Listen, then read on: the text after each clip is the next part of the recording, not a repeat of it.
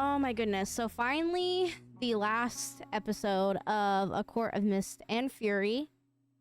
I'm excited. We can Oh get to my some more god. juicier stuff. Some really I juicy stuff. I promise you I'm probably going to cry. At some point in this episode, I will shed a tear. I think I know. Which part you're talking about. I'm pretty sure. I But we'll just get there. Oh my god. We'll get there once we get there. We'll Hi guys. we'll get there eventually. Yes. Hi, I'm Aqua. I'm Elvish. Hello. And Well, this is the Night Court narrative. That's funny too because like we're streaming this again, so like people on my stream are like, we obviously know who you are, weirdos. Well, yeah, but they gotta realize that we're just streaming a podcast. You know, we're doing it live. And so, deal with it. Alright? Deal with it. Oh my god. Well, oh my god. So we are doing 45 all the way until the end, and that already is like so very stressful because there is so much that happens in these like 4 chapters. Yeah, something like that. Because I think if we're talking about like also the POV chapters, there's an extra 2. So that's all the way to like chapter 69. Hey, nice. Nice. But yeah, so kind of a very small recap of kind of what happened last episode. You know, we had the inner circle basically go steal the book from Tarquin. They got the book from the queens. They went to go nullify the cauldron, and or no, that's what we're doing this time. So they're thinking about going to go nullify the cauldron, and we're kind of working towards like getting Amryn to piece the book together. Yeah. Yeah, someone's trying to skip ahead. Hey, I just told you. Yeah. Right before this, we were talking about how I skipped ahead last episode. I jinxed myself. It's fine. It's fine. It's fine. It's fine. It's fine. Oh my But yeah, goodness. that's pretty much where we're at. We're like what? We're like still in the middle of Starfall, or like right like post Starfall. Like pretty much just where we're at. Yeah, right now. we are basically the final This little bit. yeah, like literally like it's less than like a sentence.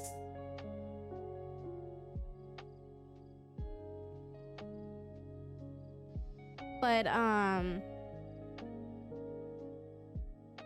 think that's when also they like really start to have I mean, I'm pretty sure they have already like feelings already for each other, but I think this was like one of those tender like romantic moments. I mean, not only did Starfall happen to where they just had a very fun moment, like when Feyre like genuinely like laughed, like Yeah. showed some emotion and smiled.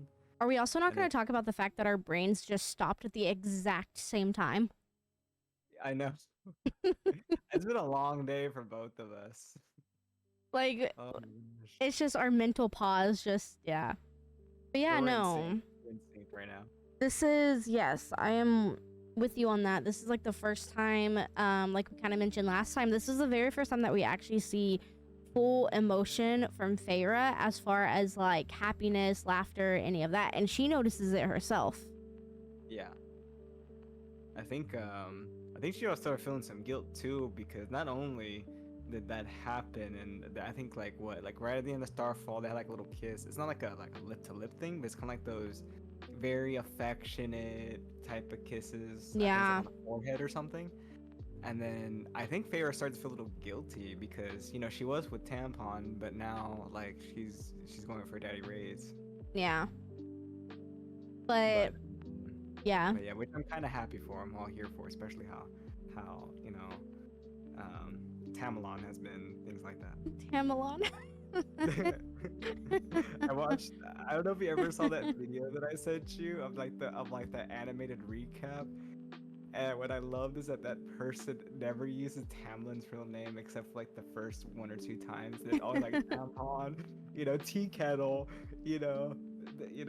Tapor. It's just a random like tea name or whatever. That's great. I saw that they just came out with episode 2, the second book, which is great. But Yeah, so we are at the very like final bit of Starfall. This is kind of where, they all go back to the Illyrian war camp, and we actually get to learn a little bit more about the Bat Boys. More specifically, the Blood Right. Ah, yes. We all get to learn is very sexist too. Yeah, oh, absolutely. But the Blood Right, for those who are not too keen on it, are where the Illyrians are basically dropped into the mountains, unarmed, with no magic, no siphons, no anything. They are banned from using their wings and cannot get supplies throughout the Right besides what they already have on their person. And then it says in there that Rhysand, Cassian, and Azrael were dropped off at different spots around the mountain purposely, and they had to like kill their way through the mountain to find each other and basically get to the end of the mountain together. Yeah, basically it's just basically Hunger Games. Yeah.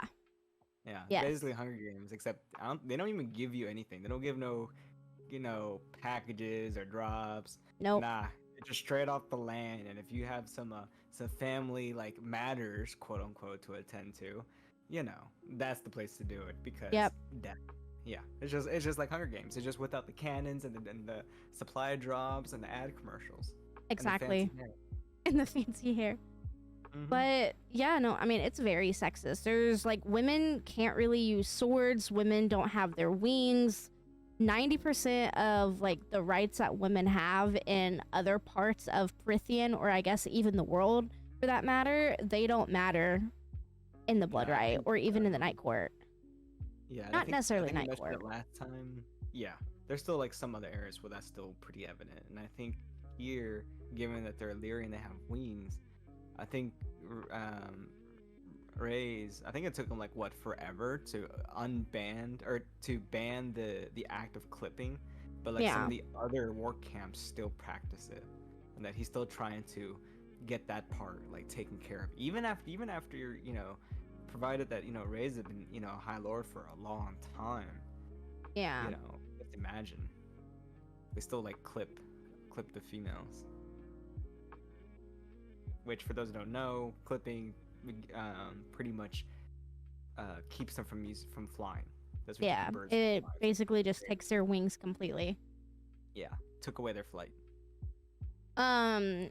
This section of the book, though, because I mean we're still kind of in the like Illyrian war camp, we get to know a lot actually. Like this is where a lot of the information is unfolding because we learn even about Tamlin and more so of Tamlin and Rhysand's relationship. Oh, that's right. We get to the dark little closet, little skeleton in the closet. Yep. For both of them. Absolutely. So we learn that Tamlin was born when the war started, so he is much younger than Rhysand. Rhysand was obviously in the war. Tamlin was born after. So, my brain stopped once again. Oh, no. He was befriended by Rhysand, because they were, because Tamlin's brothers were assholes. Yeah. Like Tamlin's brothers were absolutely horrible to him. So Rhysand took the time and taught Tamlin how to fight the Illyrian fighting style, which I find absolutely crazy. Yeah. Yeah, because his brothers were assholes, but Tam was like chill. So it's like, hey, you chill. I'm gonna show you how to fight because your brothers are assholes. Oh yeah. And then obviously we find out that Tamlin's father has tiny peen energy, so he disapproved of his and Rhysand's relationships, more so feeling threatened by the fact that they were both stronger than him. So it's like a core thing. It was a core thing. Pretty much. Like, ugh, gross. You got friends and other cores. Ugh. Well, and then I think early enough too, it was already, even though he wasn't High Lord quite yet, it was already determined that Rhysand was one of the most powerful members of Prythian. Oh yeah, that's true, because his powers were like really showing during the war. Yeah. He was still like a soldier, like a commander. mostly because of like of how he was treated, because he was also considered a bastard child. They Yes. refer to our three favorite Bat Boys as Kaz and Reyes as bastard children. Yeah. 'Cause, you know, they're half Illyrian, and Illyrians are very like of pure blood. Right. And And so, yeah. my goodness. And this is kind of where, you know how every episode so far we have discussed, specifically you and I, about whether or not Tamlin deserves a redemption or not.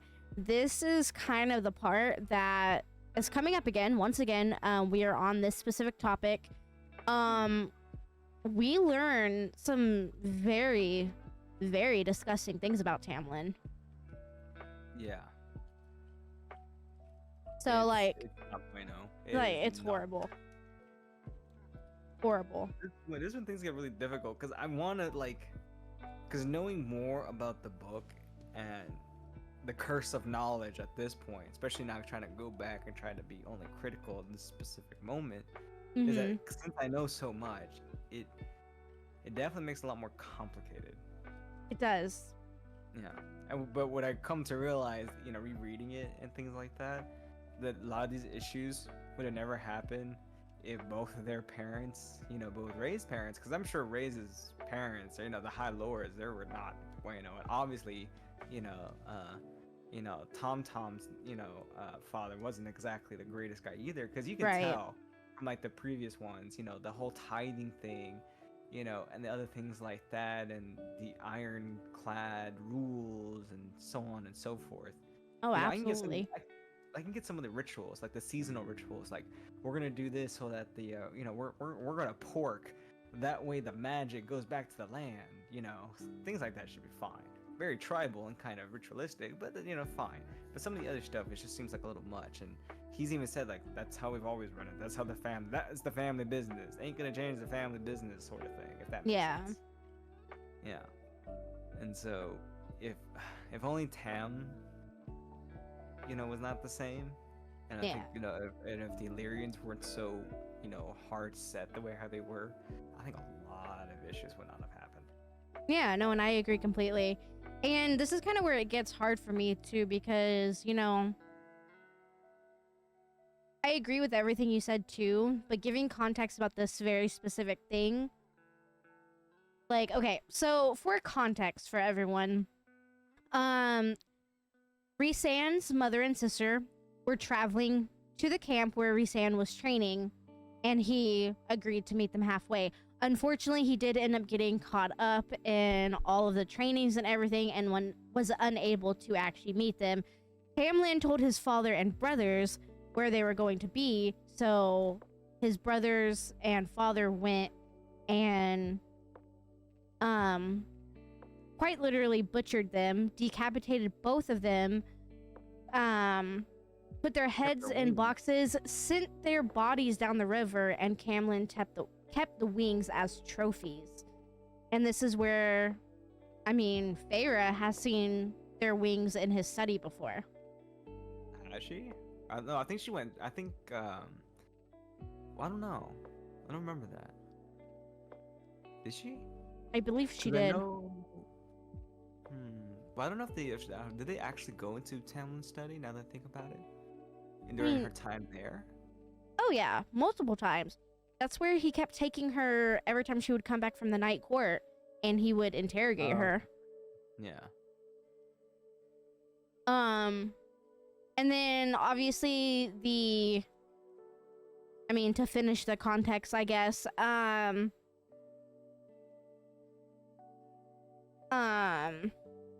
so Rhysand and his father found out, obviously, what Tamlin did. So they both went to the Supreme Court. They killed Tamlin's father and Tamlin's brothers, cutting them into pieces and melting their brains. When he reached the manor, he found that his father had been killed by he had killed both of Tamlin's parents, even though Rhysand made his father promise that Tamlin's mother was going to be safe. So now, at this point, Rhysand's mom and sister was killed by Tamlin. Tamlin's brothers were killed by Rhysand. Tamlin's parents were killed by Rhysand's father. So Rhysand ended up going up to try and stop his dad, and at that point, Tamlin opened the door and killed Rhysand's father in cold blood. So now it's just the two boys. It wasn't just Tam. It was Tam and his father and brothers went to go kill Yeah. his mom and sister. Yeah. And Yeah. they went for revenge. Yeah. But Ray is still trying to be the good guy. I'd be like, no, the mom didn't deserve it. But Exactly. Ray's dad was like, nah, she going to. I do think one of the interesting points here, though, is it said once their parents had died, in that moment, they both felt their power shift as they became High Lord. I find that so very interesting. Yeah, I don't know how any of that works. Like, it's weird because you would think, I guess, like the title itself gives power, which makes it odd. Because now this kind of like going ahead too, because it makes me wonder when a certain person becomes a certain high person. There was never mention of any shift in power. I don't know. It's just I always found that strange. That titles themselves gain power. If that's the case, then in theory, could you give yourself your own title and make yourself even stronger than the strongest? Oh, I mean, that's interesting. But yeah, I mean, if you think about it too, this is the only time in the books that it actually mentions that, like, the title gives you more power. Mm-hmm. So I find it very interesting. Yeah. That, or maybe it's so ritualistic that the killings, and they were there for it, they have taken their former family's power. I don't know. It's weird. Because there's a lot of things going to it. It could be ritualistic to where it's the killing that did it, you know? Or it could be, something that has to do with titles. Or maybe a little bit of both. Or maybe we're just, crackheads. Who knows? I mean, that obviously. I feel like, I don't know how to finish my thought process here, but I have a feeling it has something to do with the cauldron. Because what if... Again, I don't know how to finish this, so I don't know how to say it. But, like, what if the cauldron holds the different titles and, like you said, when the High Lords end up dying, that power gets shifted and goes to the next in line. But then how does that work? Or it could work similar like the mating bond. So, like, with mating bonds, you feel that pull to each other, like an instinctual thing. Yeah. Maybe it's the same thing once, like, a bloodline is, depending on the bloodline, it kind of like thins out or something, or I don't know, or if something is shared between the bloodline, and then if it's all gone, well, it goes to the last surviving one in the chance to continue said bloodline from, completely dying. Maybe that could be it. That is very interesting. If that makes sense. Yeah, so I'm wondering if this is one of the things where you have to read, like, Throne of Glass and everything, because I'm wondering if it ever explains it, or if we're just gonna constantly be, like... in the dark. Yeah, wondering what's happening. Interesting. Sarah J. Maas, we need to know the answers. We need these answers, thank you. Very interesting. Yes. Well... It's kind of to the point where we need to talk about my boy. I don't want to talk about him yet, but so at this point, Rhysand was telling Feyre all of this because he even mentioned that he highly doubted that Tamlin would have never told Feyre any of this because he quite literally wanted Feyre to stay as blind as possible to anything and everything that ever happened in the past, future, present, whatever. But this is kind of like the interesting part too, because about a day or two later they go into the forest, if you remember, and Rhysand and Feyre get absolutely bombarded and surrounded by Spring Court Sentinels. And this is where Lucien is like, you are coming home one way or another. Let's go. I'm taking you home now. And she quite literally like stands her ground like the boss that she is, and she was like, you know what, you need to give up looking for me. And this is the first time that we see Feyre use Tamlin's power as she grows Illyrian's wings.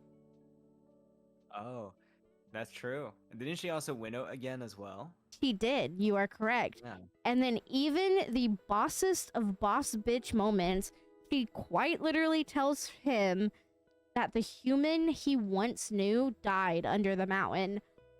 As she has Illyrian wings on. I'm sorry. Mic drop, boss bitch. We're good.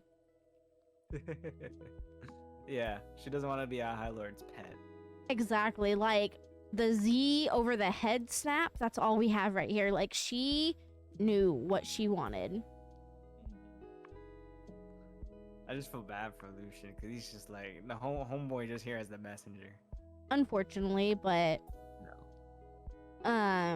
Sweet boy, sweet Lucian. I didn't even actually technically finish because the other like massive boss bitch moment, she tells not Tamlin, she tells Lucian that if Tamlin sends anyone else into the Night Court, she will hunt each and every single one of them down. So then, of course, Lucian curses the Night Court and leaves. Like, he curses on the Night Court name. And that is, like, I'm a scrawny little girl. I can't do anything to send another sentinel in here, and I will fucking kill them. Basically, fuck around and found out. Exactly. And I mean, obviously we know how this podcast episode will end, but for the meantime, like, I don't necessarily think they want to fuck around and find out, if that makes sense. Like, I don't know if I would technically push Cursebreaker, you know? Oh, no. I mean, Cursebreaker or not, I mean, clearly none of them's dumb enough to actually, like, really try to do anything towards the Night Court. One, because remember, you know, excuse me, had a burp there. We all know that Rhysand is the strongest, you know, High Lord in existence. Mm-hmm. You know, and you don't mess with that at all. Right. Even when he was weakened, he still had quite a bit of power when he was under Amarantha. He was still pretty weakened, but yet he still had a pretty good show of power. Oh, absolutely. He had the most power out of every High Lord there, and they were all almost basically powerless. Exactly. Exactly. And it's just, I don't think they'd be even smart enough to do it. And the fact now also adding Cursebreaker on top of that, adding Feyre there. Yeah. You know, it's just like, think of it this way. You know, Ray's is the chocolate cake, and Feyre is the icing and everything else, the topping on top of that. She's strong, but in comparison, you know, Daddy Ray's has the experience, he has the knowledge, he technically has the years, you know, and that alone makes him the whole ass cake, if you know what I mean. Judging by what the next chapter is, I think you should have rephrased absolutely everything you just said to me. Okay, to be fair, what happens afterwards is using their one weakness, okay? Alright. So if you don't know, this next chapter, which obviously we won't go into detail, this is the first chapter that we get some brown chicken brown cowing, and oh man. It's fine. It's fine. Perfectly fine. It was great. It was an interesting chapter. But I think it's time to discuss my boy. It's time. Because I feel like he deserves the, like, a moment in the spotlight, you know? Yeah. So, I'm context queen, you know this. So, for context, just to build up to what we're going to discuss, Rhysand and Feyre are now flying. Rhysand is in hit with poisonous every episode, I swear to God. It's not a Night Court narrative podcast without the stumble, without the dyslexia. Fuck. It's standard. Rhysand is then hit with poisonous ash arrows and falls from the sky. This is when Feyre even mentions that she could no longer feel him down the bond, which is kind of scary whenever you think about it. So she then uses her sensing powers to find out that he's been captured and chained up in a cave, and then loses her temper, kills them all, goes boss bitch once again, and then she traps the Suriel once again. This is the second time. Now, mind you, Rhysand has mentioned that he has attempted to catch the Suriel. I think that was at the beginning. I think that was like the very, very beginning of this book. He mentioned that he attempted to catch the Suriel multiple times and failed every time. So this is like a brand new Fae. This is the second time that she has caught him. The first time exactly. Yeah. So we are finally at my baby boy, the Suriel. This is when things get really. If we thought we had some information then, watch what we get now. Oh my god, we have so much information. So okay, I understand we're at the very end of the second book, but now we're gonna pause and we're gonna go all the way back to the first book. We get information that at the time meant absolutely nothing to us, and even to Feyre, you know, she mentioned it multiple times. The Suriel specifically said, stay with the High Lord, he will keep you safe. So she's like, okay, whatever. Like, you know, I have Stockholm Syndrome, you know, I don't really like Tamlin, but he said stay with the High Lord, you know, so I will stay with him. I guess if you're unaware fully, the Suriel is basically like a genie. He's not, but he's like all-knowing. He knows anything and everything that will happen in Prythian. Like, he is the all-knowing god, basically. I think you mean he's more like a sphinx. Yeah. Well, yeah. Well, not a lot of people know what a sphinx is, though. So that's why I say genie. That's the only reason why I say genie, because not a lot of people know what a sphinx is. Gotcha.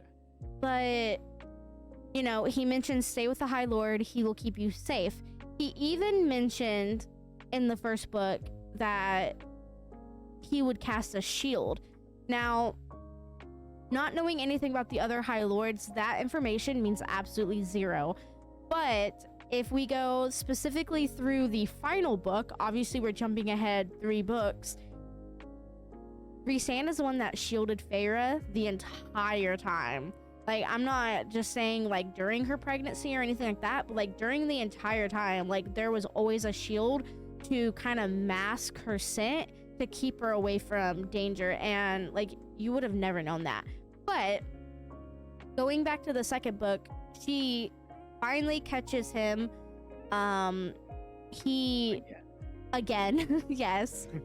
He even announces like Feyre, Cursebreaker. Like, he knows her status now, and he knows what a bad bitch she is, and I absolutely love that. And so she was like, I have questions for you, and he's like, you have 2 questions.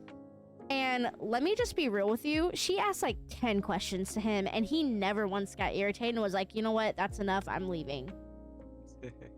He is best boy number 1. And oh god, I know we have to talk about him, but we end up learning that, like I mentioned, Rhysand was hit with poisonous ash arrows. The cure...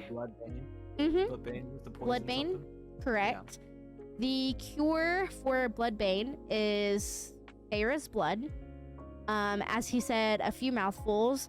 There is also a pink flower that grows by the river that he would then have to chew in order to speed the process.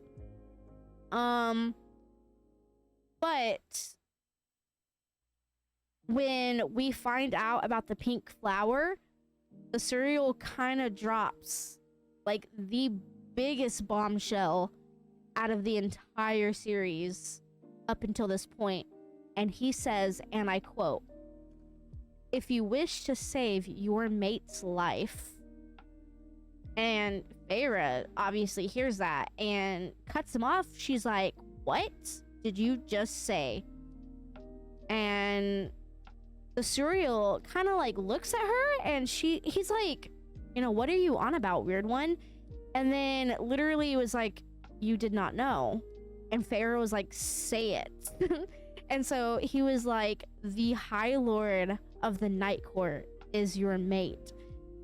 Ah! Oh! Yeah. Oh! See, Oh! now that's what I call a surprise. No, and oh. But the thing is, this is before all the trends started happening where you read this book to be like popular. If you went into this book knowing like bare minimal like information, that was the biggest mic drop moment out of all of the books so far, or to like thus far, I should say. Oh, I agree completely. Not gonna lie, kind of like in the book too, it made it as if like Feyre kind of like did a double take, She's like, she heard it, after a moment, processing information, processed. Bro, what? Exactly, because And I even remember I did the same thing too. I did the same exact thing. Yeah.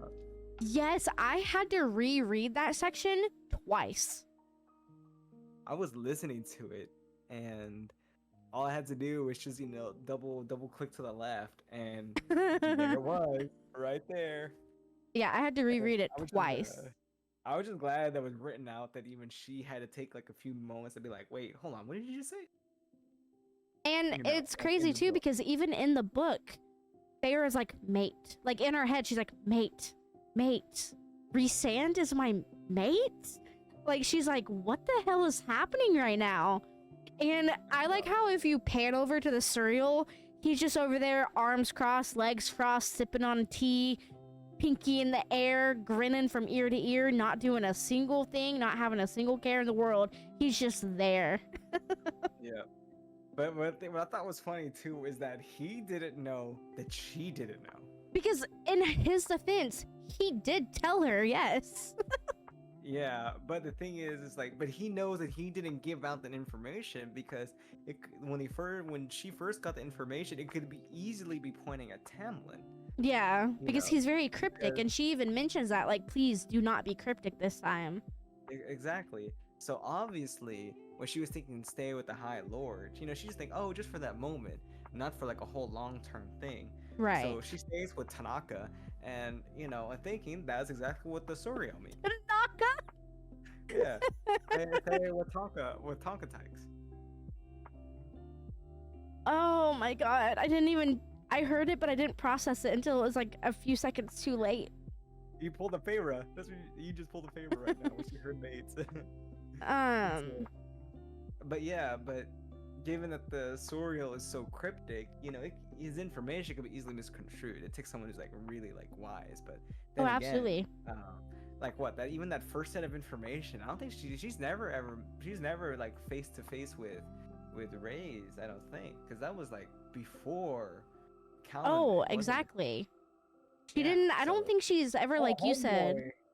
Homeboy was 15 steps ahead. Exactly. Because at that point, I'm with you. Like, this was before Callan May. She had no idea that this man even existed. Shit, even we didn't know when we first read it. She. But no, like, the Suriel is a very... Okay, when they don't really talk about him too much, but they do mention, I think it's Lucian that's talking to Feyre. He basically mentions, like, hey, the Suriel is kind of a dangerous creature. You do not want to be caught with them, around them, whatever. So get in, get out, get your information. If you don't come back alive, my bad. I warned you, but go do it and just say I warned you, right? Yeah, if you die, you die. Yeah. But then she ends up getting to the Suriel, and he is like literally bestest boy number one in a Pitbull suit.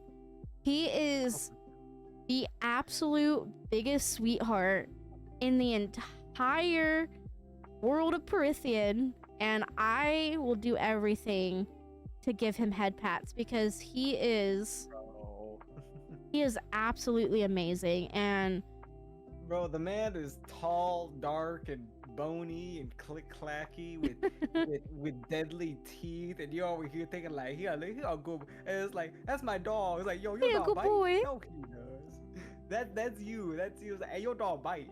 It's like, no, he's not. He's sweet. It's like, hey, yo, get your dog. Get your dog. That's me with you when it comes to the story. Don't get me wrong. I love the character. He's great.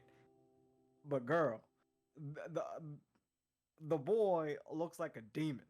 The boy looks like a demon. Okay, have you heard that meme? Looks like a cinnamon roll, will kill you. Looks like a cinnamon roll, is a cinnamon roll. Looks like she could kill you, will kill you. Yeah, he's basically. Looks like looks like he would kill you, is a cinnamon roll. But we don't even know that. We don't know that, you know. We do know that. What? We do know that. They are supposed to literally. Didn't he threaten her like in the first meet? I mean, she caught him. I'm just saying. I mean, he didn't necessarily threaten her, but it was more like a, you annoying human bitch, let me go or I will kill you.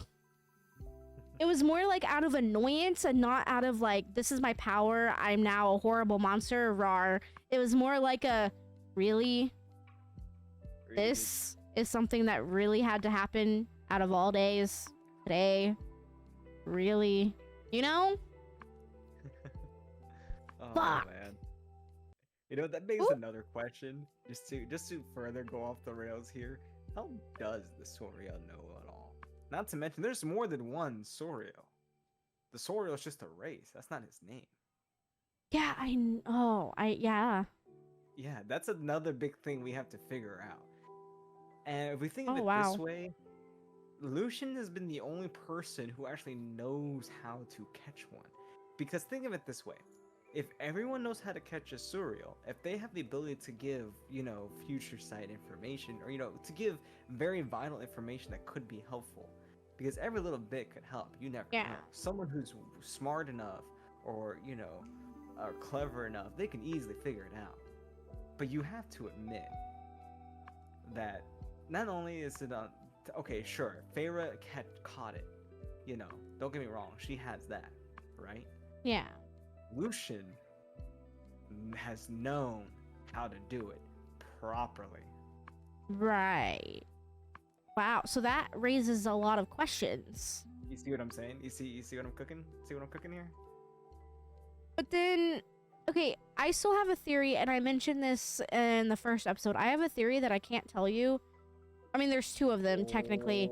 There's one that I can't tell you until the very, the next book. But if he was able to go out and catch a Suriel on his own, don't you think he would have already known the information I can't give you right now? Wow.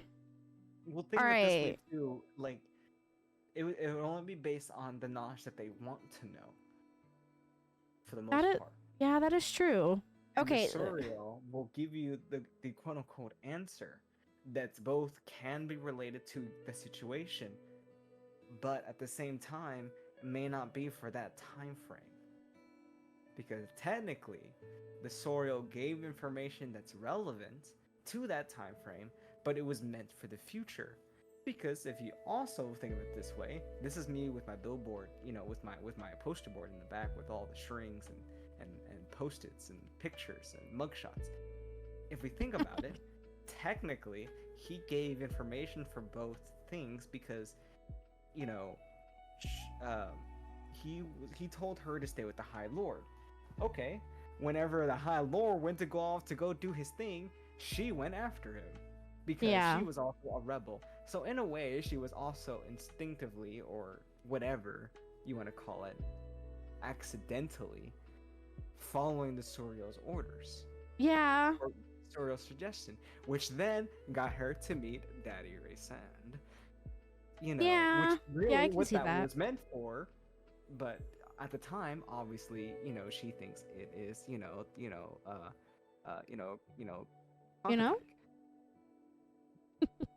trying to think of another name for tea.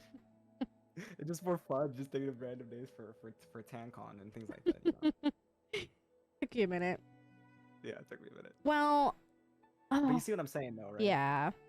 Yeah. Unfortunately, we have to put a pin in the cereal because this is not the last time we see him. And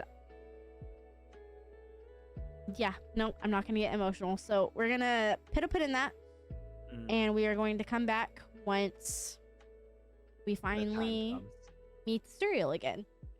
But Yes. no, for real though, Cereal is best boy number one. I love him so much, and I will protect my Cereal. You know, hey yo, get your dog. Get your dog. He bite. He doesn't bite. He's fine. Hey yo, get your dog. You know, with all that being said too, Feyre is almost deafened with rage at this point because she's kind of like, what the fuck? Because like, Yeah. you know, she has been conjoined at the hip with Rhysand for months now. Anywhere he goes, she goes, because he already told her time and time again he is not going to lock her up like Tamlin did. And she takes that quite literally. So anytime he goes anywhere, she goes with him. And so she has been there with him for months, and he never once at all, under any circumstance, even hinted towards the fact that they were mated. Yeah. Well, there were some subtle things, but us I mean, as readers at the time would have never known. Exactly.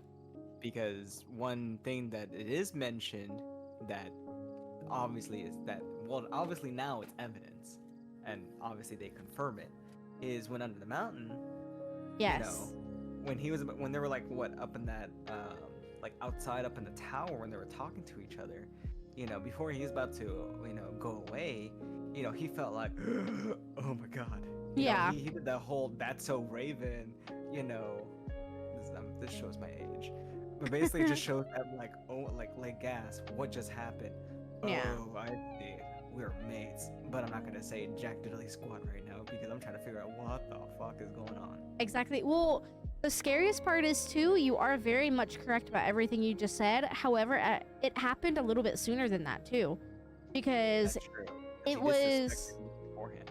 yes, but he actually knew right before Amarantha snapped her neck. Because he said that he could feel the bond, and then as soon as he snapped the neck, the little tether that they had between them was gone. And so he mentioned how he basically threw a tether into the nothingness, allowed her to grab back onto it, and that's what she held onto while she waited for all the High Lords to resurrect her, which we also find out that he used all of his remaining power to go into the High Lords' minds and convince them all to resurrect her. So he was quite literally the reason why she was brought back. Yeah. And if you think about that tether, the thing is, like, I think what they mentioned about the first bond was the deal that they made, because that was the strongest feeling, Yeah. at least at that moment. And I think later on, or actually I think probably shortly later, is that when, you know, when she died, you know, he was holding onto the tether. You know, he threw out that tether, and you know, something was grabbed. Well, something had to be there to begin with, which Exactly. turned out was the mating bond. So Mhm. even before she was even Fae, as a human, they were mated. Yep. Albeit weak, but still mated is still mated. Nonetheless, yeah. Mm-hmm. That's why I think, you know, when they had like that shadow happen, I think I said this on the first book when we did the first episode, where we're talking about the shadow in that, you know, Children of the Blessed or whatever, Mhm. you know, happened in her eyes. I think, you know, he was like kind of searching for that tether, maybe, or he felt something and then was just throwing it out there to see what's happening and think No, slowly yeah. pulling it, you know, kind of goes Absolutely. without a bit. But you know, that's probably insane. more far-fetched than anything else. No, I mean, it makes so much sense. Like, whenever you talk about it, it makes so much sense. And, you know, at this point, too, he even told her that, you know, he didn't want to basically burden her and overwhelm her with any more information. So he kind of just kept it to himself. But then we mentioned it in the last episode. Amarin could smell it. Oh We yeah. figured out too, because it kind of re-mentioned it, that not everyone in the inner circle knows. They do suspect. Moore obviously knows. Amarin knows based solely off of the smell. But Kaz and Azriel. Cassian and Azriel, they suspect their mating bond, but they don't know it to be true quite yet. It should be Asian and Zayo. I don't know how my brain did that. That was weird. Well, at least now we know if there's a gay ship between both of them, it's Kazriel. Kazriel? I don't know how my brain did that. That was weird. That's great. Loved it.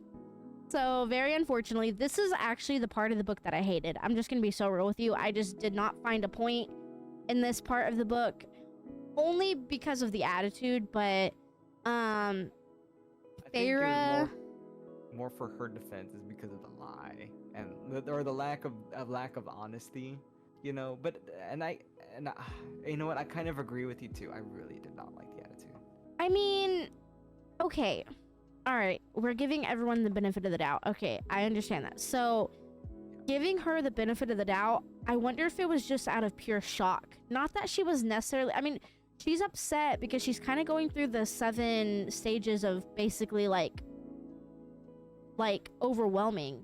Like, you know what I mean? Like, she was upset, and then she was sad, and then she was okay with it, and now she's questioning. Like, she's going through like all of these different stages, wondering what the hell is going on. But more so, she's also hurt because he had all this time to tell her, but would it have really mattered if he told her fucking 4 months ago? Because then she would have wanted nothing to do with it, and she would have easily run back to Tamlin like, oh my god, he's trying to take me. Like, no. It would have looked bad for him. Yeah. And not to mention, also part in Ray's defense is that at the moment, she was in love with Tamlin and going to marry him. Yeah. So, he was just like, what do I do? Exactly. He's kind of in a point where he's damned either way.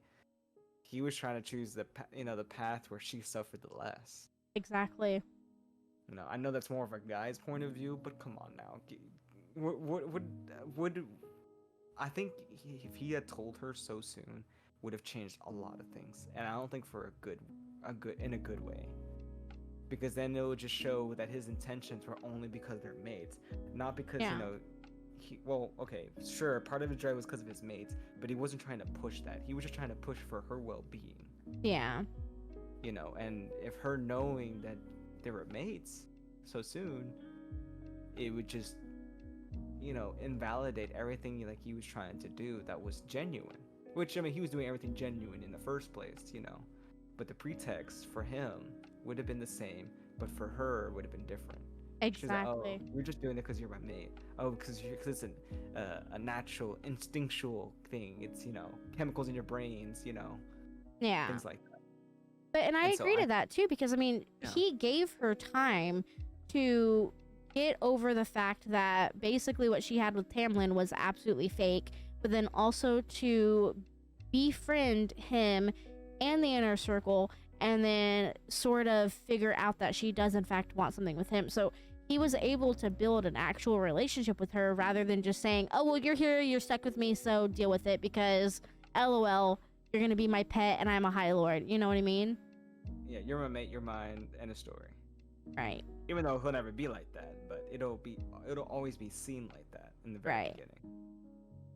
But we're now at the point where Feyre basically demands Morgan to take her somewhere that Rhys-Anne cannot track her. So she ends up taking her to the mountain cabin that belongs to the family, and she stays there for a while. Morgan even lets her be for about 3 days, comes back to visit her, but at this point, Feyre is alone in a cabin with nothing but her thoughts, and very luckily with paint once again.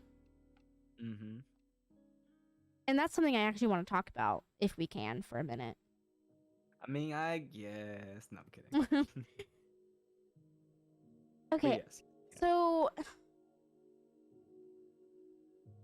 all right, so I don't know how I want to start this because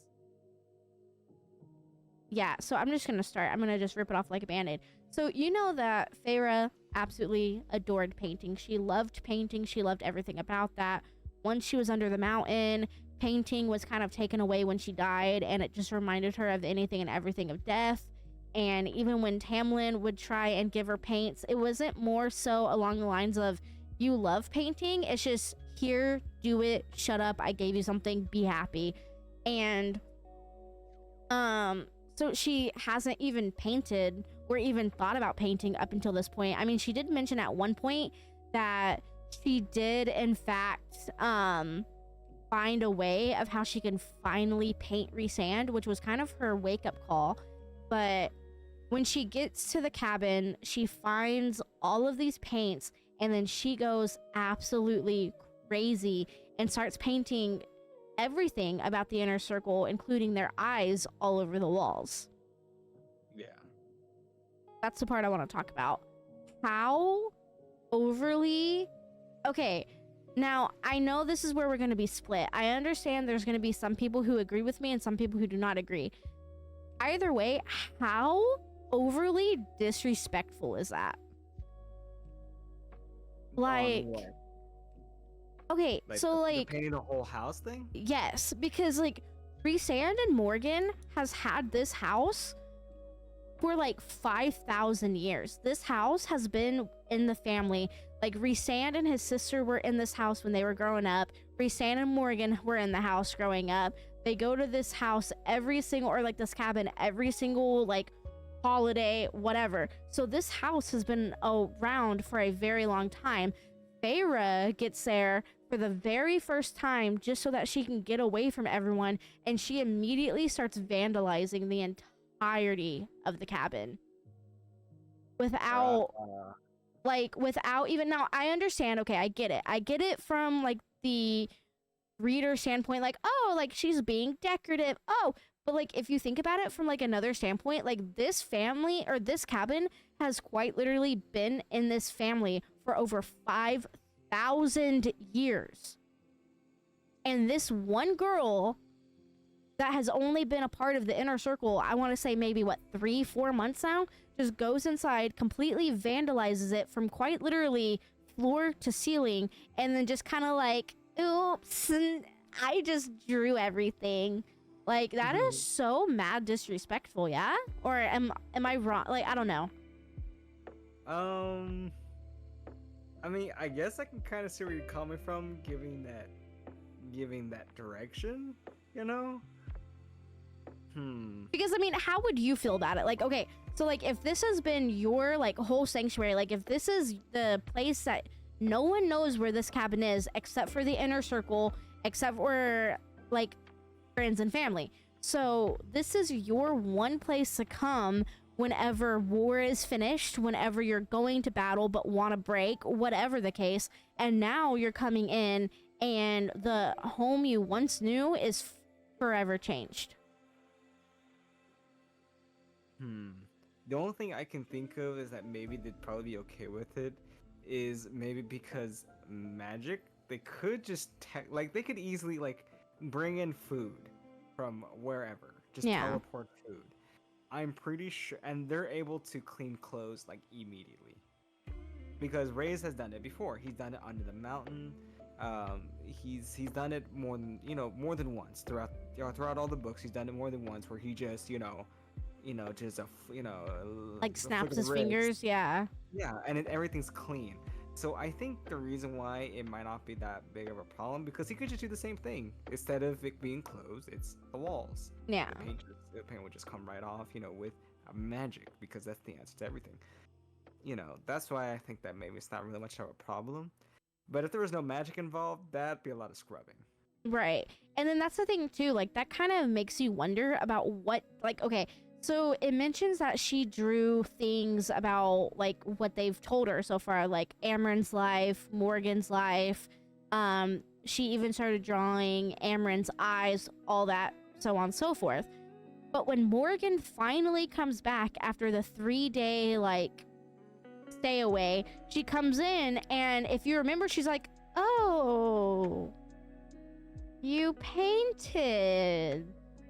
And now, just that line alone could be taken so many different ways, because it could have been exactly what I just said, or it could have been like, oh, you painted, or oh, you painted. You know what I mean? So it is quite literally up to the reader's interpretation. I'm just curious on how Morgan meant it. Like how she actually meant it. Right. She was meant to say it, yeah. I think maybe a little bit of both, you know? Genuinely surprised, you know, not expecting to see that. You know what I mean? Like, surprised that it happened in the first place. But I think ultimately she would have been fine with it. Yeah. Which she was. Well, yeah. I don't know. It just, that's one of the things that just, yeah. He just had a thought of. Yeah, it's just, I really wonder, like, I understand there's a difference between art and vandalism. I do understand that. But if Feyre, it's only vandalism if it's bad. Well, that's what I'm saying. There's a whole side of the fandom where 50% of the fandom think that Feyre is like Da Vinci, basically. And there's the other half that they see Feyre's drawings, but it's like a stick figure on steroids. So it's quite literally to your interpretation. So that's like oh, you drew, like, congrats, it like looks amazing. Or oh, you drew. And it's like, what the fuck are those? And that's kind of what she says too. She's like, are those Amren's eyes? Now, again, interpretation, that's a, what are those? Are those Amren's eyes? Or it could have been like, oh wow, those are really good. Are those Amren's eyes? Do you see what I mean?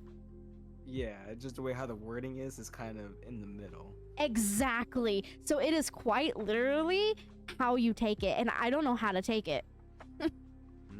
I definitely took it positive. Most because I can see more being more like the like, look at things half full versus half empty sort of thing. Yeah, I think just getting based on her personality, I think that's how it was meant to be. But hey, who knows? We could be wrong.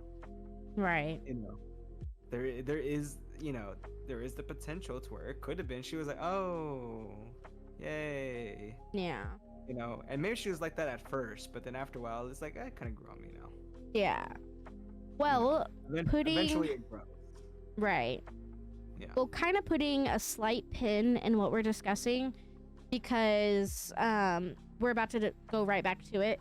This is officially the end of part 2 of the book.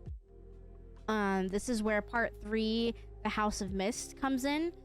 And it starts with Feyre. Like, it's kind of like what you were saying. She's now reflecting on all of her actions, and she realizes that running away from Rhysand was kind of an asshole move. And, like, she didn't let him explain or anything, and left him while he was quite literally down. So... Oh, and there's another thing, too, I want to add. That's what really pissed me off about her. Once you're done. No. Go for it, yeah. So, okay, so adding on top of that, too, she also, and I think this is going back to Starfall, she also stated that she will not, like, I will not just run from you. You know, that sort of thing. You know, I'll be by your side, sort of thing. And what is the first thing? And I think she even said it herself, that the first thing, the moment where you know, things really came down to the wire, the first thing she did was literally run away, get mad and run away. And I think she realized that she's like, it's like, I'm a dick. Yeah. Basically. Like Gabriel Iglesias, I'm a dick. You know, and it's just like, that pissed me off, because I'm like, seriously, you just said that you would not leave to him, to his face, in a kind of in a vulnerable moment too, you know, for him. You right. know? Exactly. And exactly. Kind of fucked up. kind of fucked up. But the last thing that I do want to say about this before we continue, this is at the point where even Feyre asks, you know, how Morgan is okay with allowing Rhysand to basically dictate, like, her constantly going back to the Court of Nightmares. And this is where she, you know, put some clarity on it, and she says, you know what, he doesn't necessarily make me go back, I like to go back. And this is where we also learn that Rhysand has given her, like, the High Lord thumbs up okay, that she is allowed to go in and slaughter absolutely everyone in there. But Morgan decides to just be like, you know I'm what, a team player. yeah, I'm gonna be a team player, and I'm gonna go there, and I'm gonna basically dangle the sword over their head and just watch them cower.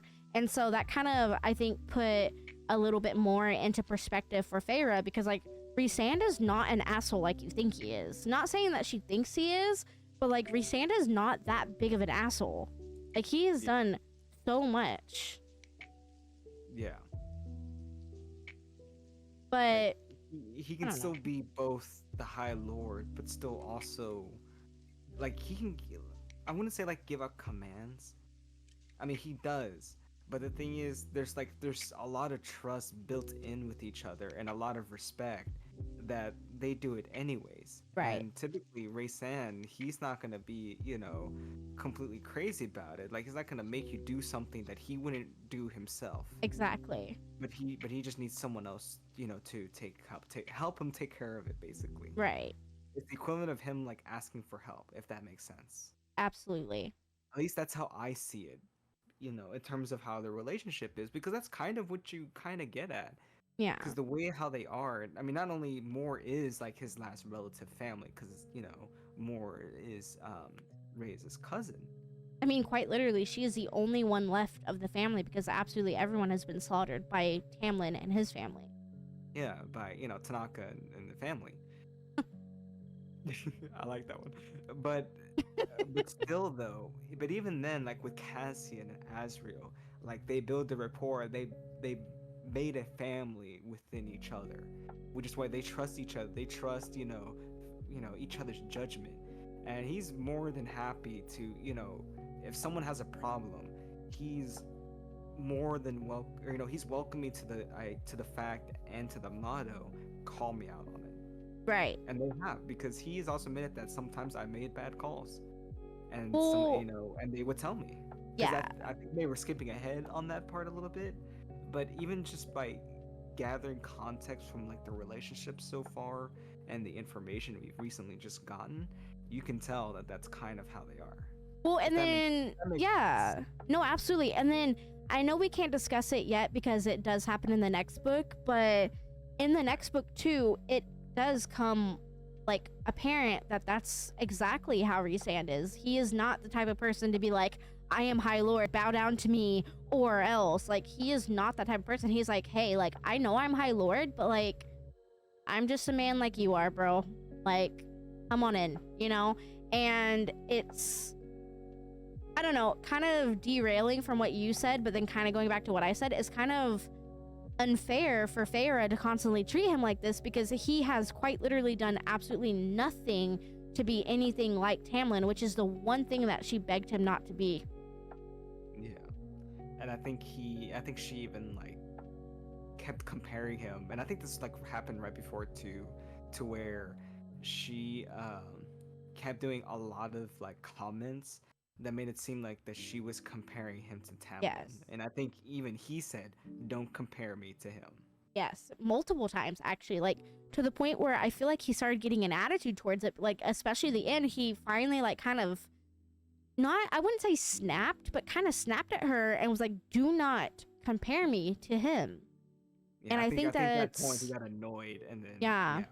I think at that point, that's when she finally was like, oh, okay, so, you know, maybe he's serious. And that's when, like, things started kind of clicking in her mind. Yeah. But, okay, I'm pulling the pin back out. This is now the part that every ACOTAR fan knows and loves. This is the part, specifically chapter 54. I know we don't announce what chapter we're on, but this chapter is so well known that you know what we're about to talk about, you know? So for short context, Rhysand shows up to the cabin, and this is kind of like please just hear me out. So Feyre's like, all right, come on in, and offers him some soup. And this is where we learn that it is very important that a female offers her mates food for the first time. It usually means the female accepts the mating bond. So at this point, Feyre flat out ignores him and then just goes and starts cooking. Doesn't say anything, doesn't hint towards anything, doesn't acknowledge him, doesn't do anything, just starts making the soup.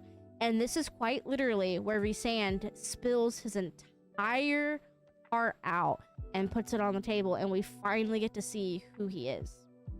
Yeah, everything's laid bare. You know, he says that he was captured during the war 500 years ago by Amarantha and her army. Cassian and Azriel were in different legions and had no idea. Amarantha's captain held him and his legion for weeks, torturing and slaughtering them. They put ash bolts through their wings and chained him up. The chains were one of Hybern's greatest assets since it fully nullifies high Fae powers. He mentioned how Amarantha went unpunished for her crimes during the war, and then when she finally returned centuries later, he still wanted to kill her, but she apparently didn't remember him. Like, it was so minuscule to her that she had no idea who the hell he even was. It was like, who are you? Did we meet? I don't know. I would remember that. Yeah, I don't know. And then I don't know who you are. This is kind of the point where, I mean, like I said, he starts spilling his heart out. This is a point where he said 3 years ago, he began having dreams as if he were seeing through someone else's eyes. One dream of a human hand painting flowers on a table. He sent a thought back through the dream of a beautiful night sky. Said he had a dream about 1.5 years ago about a woman having a nightmare, having her slit throat by being chased by the Bogue, realizing that whoever he was dreaming about was now in Prythian. Now, just that alone, that, I mean, I know you and I have already discussed it, but that is already like another mic drop moment, because if you remember in the very first book, Feyre painted everything, including the dressers. Nessa had flames. Feyre had a beautiful night sky, and Elaine had flowers. Yeah. Like, for real, the reason why Feyre's dresser was a beautiful night sky is because Rhysand sent her the image through a dream down the bond. Years. They have never met.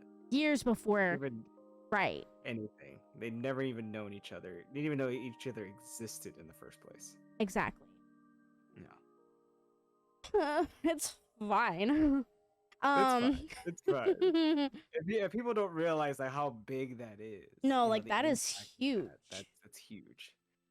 And like, you know, it kind of brings me back. Sorry, I know I'm like going off the rail again. But No. it goes back to something that I mentioned last time, or I guess 2 times ago, well, that I mentioned previously. That I still believe that maybe Feyre, the Archon family, has more than just human, bloodline. Right. I think that there's something else there, and we all know definitely by now, that there are extra dimensional beings or extra, worldly beings. Right. Beings from other worlds, things like that. There are tears in the fabric of reality because that's the only way they've entered in. So who's to say? And given that we know so little information about Feyre's mom, who's to say that she doesn't have that bloodline? Well, and then that or the cauldron is really good at matchmaking, and sometimes hits a critical hit. Exactly. And I mean, you already know the theory that I had about Papa Archeron. Like, it is so possible that your theory about them having Fae in their blood is so accurate. And that would explain so much of why Feyre and Rhysand were mated years before they even met, and more so before Feyre even became High Fae. You know, I don't know if you heard that audible gasp earlier, a second ago, when you mentioned about Feyre's dad, because as I am re-listening to Wings and Ruin, there was something that Feyre mentioned about her father and the spices. Do you see what I mean? Well, okay. Because okay, I know we're going ahead, but I have to say it because it makes it so much more plausible. Because at first I was like, okay, I can kind of see it, but this is like, hold up, wait a minute, and I'm doing the math thing, I'm doing the algebra thing again in my head, but I did it while I was at work when I was listening to it, and this happened today. I got to that part today. It was when Feyre was picking out a crown.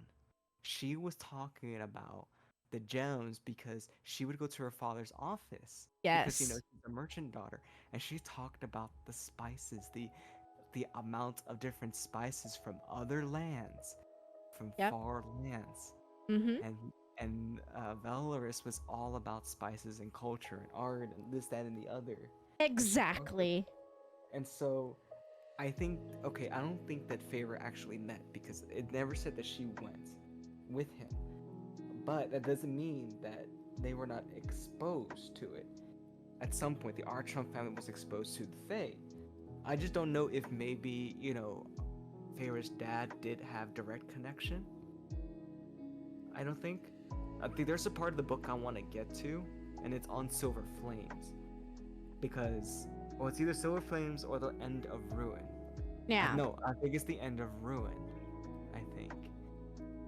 But anyways, there's a point in the book where it would confirm whether or not the theories are correct. Whether Daddy Artrum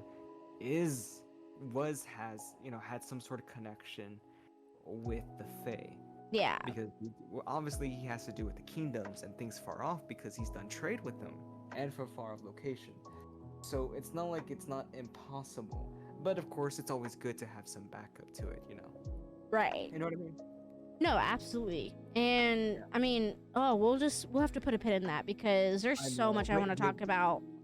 But I felt you smile when I talked about it. When I told you that she said, because it just solidifies the suspicion even more. So, I like to fiddle around, like, ADD kind of at its finest. Like, I have to, like, mess around with something. I was, like, twirling a pin in my hand, and as soon as you said that, I threw it. Like, out of excitement. That poor pin. It's back. It's back. It's swirling. It's fine. Okay. But no, so kind of continuing on. All right, I just had to get No, and I am so glad you said that because whenever that episode comes up where you and I are going to talk about that, I was going to basically be like, you didn't notice this? Like, hello? So I'm very, very happy that you actually like understood and are now seeing, the point that I was trying to make, because not too many people, I would say, put two and two together. And now this could obviously be like a shot in the dark and we could be absolutely completely wrong and Sarah's in the corner laughing at us, but like, you morons. But it's so clear. I know. It makes sense. It makes it make sense. Right. That makes sense. It makes it make sense. Technically, that's proper English. Right. Technically. Possibly. I could be insane. But, yeah. But yeah. Back in the cabin with Sand and Fei. Yes. Back to our schedule. Derailing. Yes. Welcome to Night Court Narrative, where we derail constantly. Oh, absolutely. Like every 2 seconds. You think we're gonna stay on track? Negative. Wrong podcast for you. That's I always like to say, that's a negative ghostwriter. Negative ghostwriter. Continue. I'm doing it again. Continue. He then mentioned that he had yet another dream of unlit bonfires for Calumet and realized that who he had been dreaming of was in the spring court. So he convinced Amarantha to go, saying he could smell her there and managed to find her. And and that's when he saved her from all 3 high fae. This is one thing that I thought was very interesting. He then admitted to Feyre that he gave all 3 of those high fae to Amarantha that night and let her kill and torture them. Interesting. He said that he didn't realize at the time that she was with Tamlin, not until summer solstice, where she was found in the manor hiding behind Lucian. He then tried to scare Tamlin enough to send her away. So that whole like tough guy act was just that. It was a tough guy act to try and do everything he could to get Feyre out of there. Yeah. Homeboy was playing chess over here. Yeah. While Tom Tom was over here playing checkers. Right. And then this is kind of a very sad thing to mention, but he was then telling Feyre that he didn't realize that he gave Amarantha a real name. Talking about Claire Bedor. Yeah. Well, that's when like Raysan was like, "Hey, girl, what's your name?" Yep. I need to know. I need to tell. You know, my what's her face? Yeah. A name. And it's like, I'll give Claire. It's like, all right, cool. I already know that he already knew it was a fake name to begin with because he could just easily go into her mind. She's human. It was very easy. But I don't know. And for some reason, I don't think he wanted to do that because I personally think he didn't want to scare her more than he already was. Like, he didn't want to be the bad guy, even though everyone knows him as the bad guy. But to Feyre specifically, he didn't want to be known as a bad guy. And having to, like, dig into her mind already scared her enough. It would have painted him as the forever villain. And I don't think he wanted to do that. Yeah, I don't think he wanted that, but we all know he would do it in a heartbeat if it meant saving her. Oh, absolutely. That's just how he is. Yeah. But yeah, he told her that he didn't realize he gave Amarantha a real name until Claire was brought to Amarantha. He then altered Claire's mind to feel absolutely zero pain, but made it to where she still screamed at the appropriate times. And then when he personally couldn't take hearing it anymore, he went into her mind and killed her. Yeah. Let's talk about a mercy. And then...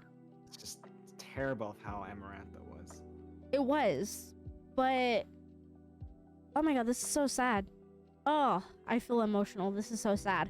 But it is crazy to see what an incredible person he is. He quite literally took all of her pain away, altered her mind, did all that, and then finally when he just could not for the life of him stand to watch this poor girl get tortured, he went in and took it away. Yeah. That's wow. I know. Yeah, oh my god. And then Homeboy raised needs a vacation, and he never gets one. right, exactly. Even like afterwards, he's still busy. And then, oh my god, I'm so like emotional about that. And yeah, this is kind of like towards the end where he does say one of the main reasons, obviously because she was broken and she was breaking even more. She was close, like on the verge of death under the mountain. That's why he made a bargain with her. Not necessarily, I mean, it was for 2 reasons. One reason to save her life. The second reason, because he admitted that it would send a message to Tamlin, basically, quote unquote, saying it's payback for what happened to my mom and sister. Yeah. Like, I'm taking what's yours. Suck it.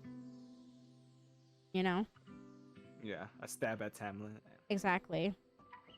Oh my god, there's a sound I have to send you, and it's a video on TikTok. I mention this because I'm about to read the next part. By read, I mean like my notes. I literally was in bed watching this video and I cried. It was so devastating. But he then goes back to the night court and falls to his knees and starts telling Morgan everything, like bawling his eyes out.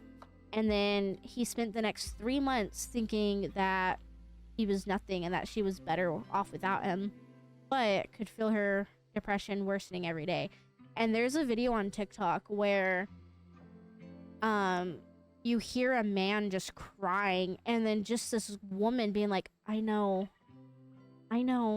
And it's just like, the reason behind that video, the person who made that video was like, can you imagine this is Rhysand and Morgan when he arrives back home? Yeah. Oh, and it's so heartbreaking. And that especially like after everything that's happened under the mountain. Yeah. After all of that. Yep. After 50 years of everything that he had to go through, and then had to literally hand his mate over. And I mean, you have to realize, he is like, what? Like, he's upwards. Oh my god, I just like choked on my own air. Not He's like the air.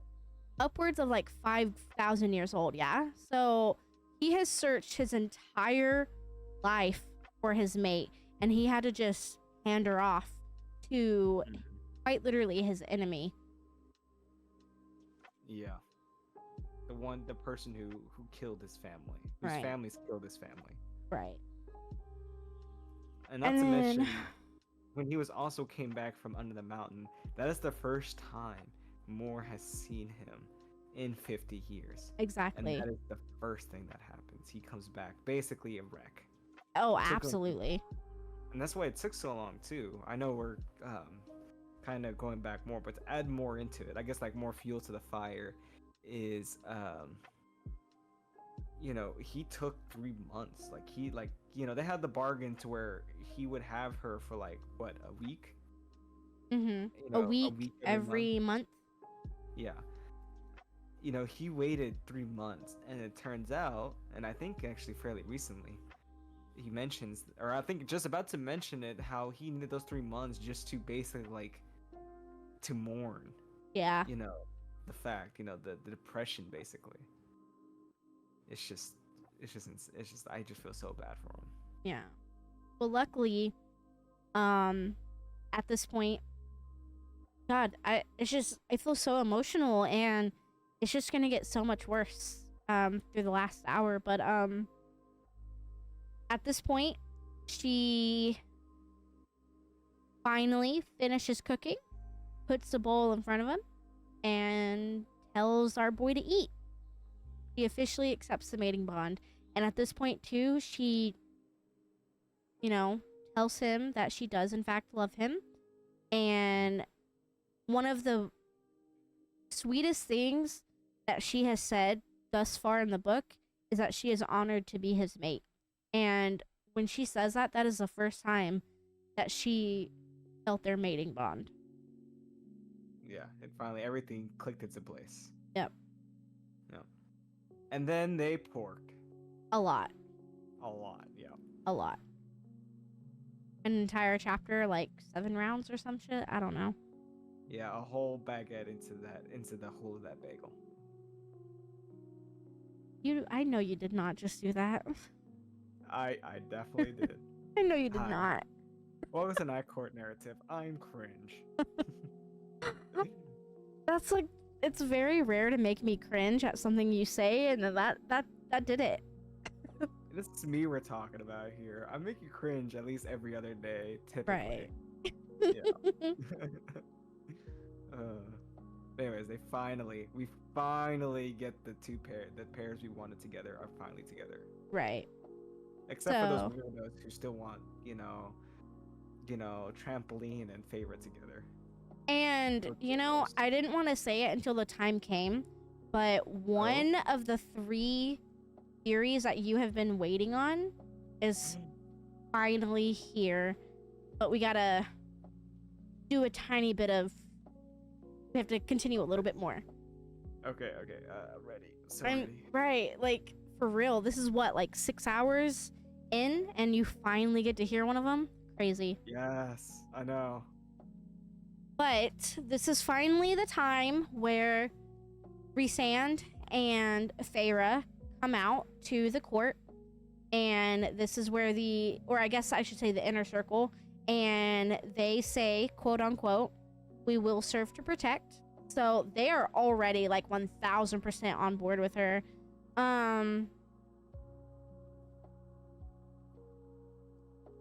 Oh, I hate this part. They meet up with the queens. Yeah. This time, only 3 out of the 6 show up because, you know, they're sketchy as fuck. But Morgan brings the orb, and this is where they show everyone Valeris. And Rhysand tells them Valeris is of peace, art, and prosperity, a city kept secret for over 5,000 years. Yeah. And I absolutely hate that. Hate that with a burning passion. But I mean, thinking of it this way, they had to. You know, there wasn't much they could do, and for in their defense, they needed everything they could get given the situation.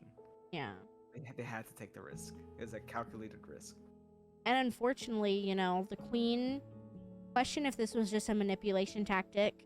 This is when Nessa gets angry, you know. Nessa is angsty teen. I understand she's not a teenager, but like her attitude, she might as well be like 16 forever. Vanessa gets angry and demands that they give him the book.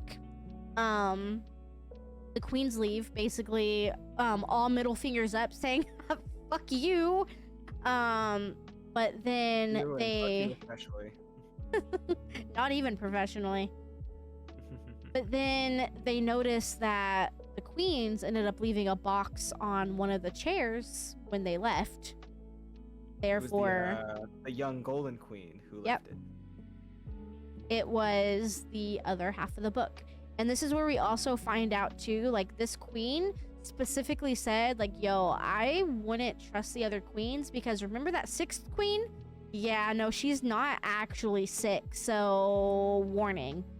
So she not only gave them the other half of the book, but then like full on warned them about shit going down. Basically, she said, those other queens, they sus. Yeah. That last one, she ain't sick. Something happened to her because those guys are sus. Yep. And then before we leave, you know, Rhysand tells Nessa and Elaine that they are more than welcome to come live in Valeris with them if they would like. And of course, you know, they decline. But it was very, very nice for them to get that offer. Yeah. Very kind offer. Yeah.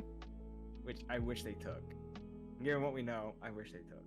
Shit, give me that fucking offer. I'll go immediately. I know, right? I was still thinking about, like, last time, like, what court, if you were to, like, choose where to be born in. Yeah. Yeah. I do like the sound of Valeris. Yeah.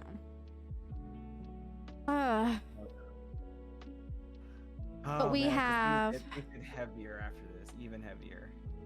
Yeah, so... I know everyone that, you know... I mean, for those on Twitch, if you don't know, this is going to be on YouTube. Night Court Narrative. You can find it in the About Me section down below.